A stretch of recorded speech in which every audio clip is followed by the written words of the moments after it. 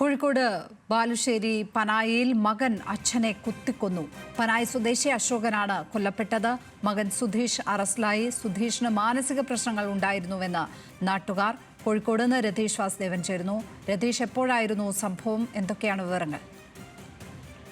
ലക്ഷ്മി, ഇന്ന് രാവിലെ ഈ സുമേഷും ഇദ്ദേഹവും അശോകനുമായി ചില വഴക്കുകളുണ്ടായിരുന്നു, വാക്കുതർക്കം ഉണ്ടായിരുന്നു. സുധീഷ് മാനസികാസ്വാസ്ഥ്യം ഉള്ള ആളായിരുന്നു, അതേപോലെ തന്നെ ലഹരിക്കടിമയായിരുന്നു. എന്തായാലും ഇന്ന് വൈകിട്ട് 7 മണിയോടെ വീട്ടിൽ വെളിച്ചമില്ല കാണാത്തതിനെ തുടർന്ന് നാട്ടുകാർ, അയൽവക്കക്കാർ അന്വേഷിച്ചു പോയപ്പോഴാണ് ഈ സംഭവം ശ്രദ്ധയിൽപ്പെട്ടത്. തുടർന്ന് നാട്ടുകാരും പോലീസിൽ അറിയിക്കുന്നു. പിന്നീട് തെരച്ചിൽ നടത്തുമ്പോൾ രക്ഷപ്പെടാൻ ശ്രമിച്ച സുധീഷിനെ നാട്ടുകാരും പോലീസും ചേർന്നാണ് പിടികൂടിയത്. ഈ അശോകന്റെ ഭാര്യ ശോഭനയെ ഇളയ മകൻ, ഈ സുധീഷിന്റെ അനുജൻ, 13 വർഷം മുമ്പ് ഇതേപോലെ വെട്ടിക്കൊലപ്പെടുത്തി തൂങ്ങി മരിച്ചിരുന്നു. ഇതിനുശേഷം അശോകനും സുധീഷും മാത്രമായിരുന്നു വീട്ടിൽ താമസം. എന്തായാലും സുധീഷിനെ ഇപ്പോൾ പോലീസ് നാട്ടുകാരുടെ സഹായത്തോടെ പിടികൂടിയിട്ടുണ്ട്.